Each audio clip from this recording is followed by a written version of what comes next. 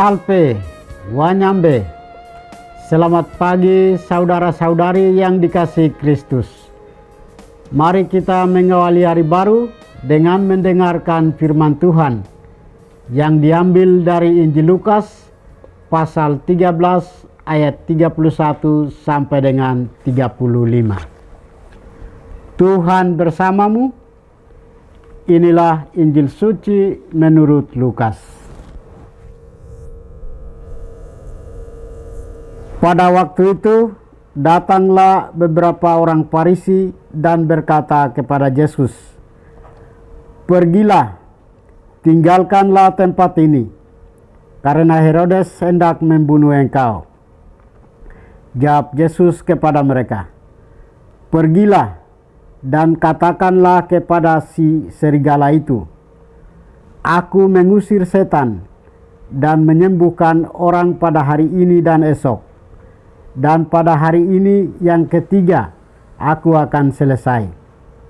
Tetapi hari ini dan esok dan lusa aku harus meneruskan perjalananku, sebab tidaklah semestinya seorang nabi dibunuh di luar Yerusalem. Yerusalem, Yerusalem, engkau membunuh nabi-nabi dan merajam orang-orang yang diutus kepadamu. Berkali-kali aku rindu mengumpulkan anak-anakmu, sama seperti induk ayam mengumpulkan anak-anaknya di bawah sayap. Tetapi kalian tidak mau. Sungguh rumahmu ini akan ditinggalkan dan menjadi sunyi.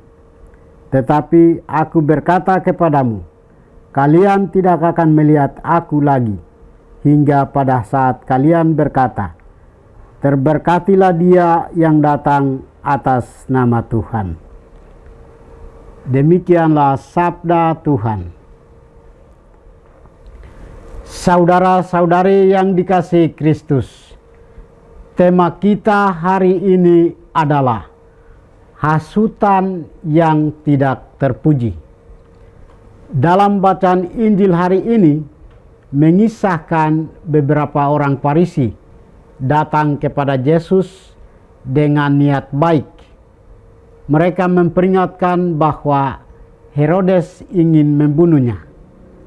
Namun di balik peringatan itu tersimpan hasutan yang licik. Mereka berusaha membuat Yesus takut, menyingkir, dan menghentikan karya-karyanya. Kata-kata mereka bukanlah lahir dari kasih, melainkan dari hati yang dingin dan ingin menjatuhkan, bukan membangun. Yesus mengetahui pikiran jahat mereka dan berkata, "Pergilah dan katakanlah kepada si rubah itu, Aku mengusir setan dan menyembuhkan orang pada hari ini dan besok, dan pada hari yang ketiga aku akan selesai." Hasutan mereka itu adalah hasutan yang tidak terpuji. Orang-orang itu hanya mengendaki agar Yesus tidak melakukan hal-hal baik di sana, sebab mereka takut kehilangan muka di hadapan rakyatnya. Mereka menghasut Yesus karena tidak pernah melakukan hal yang sama seperti yang Yesus lakukan.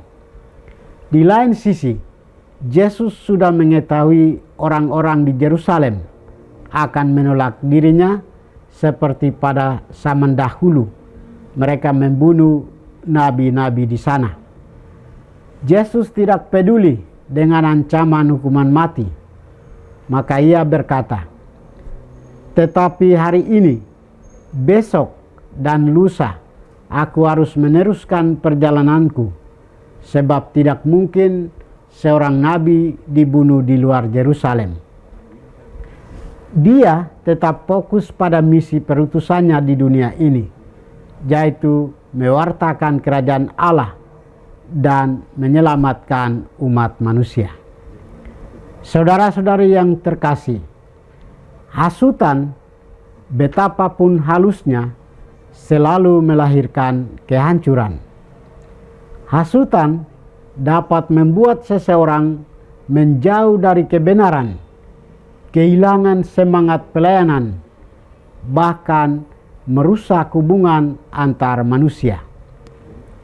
Hasutan tidak pernah terpuji karena ia lahir dari kebohongan dan ego, bukan dari kasih dan kebenaran.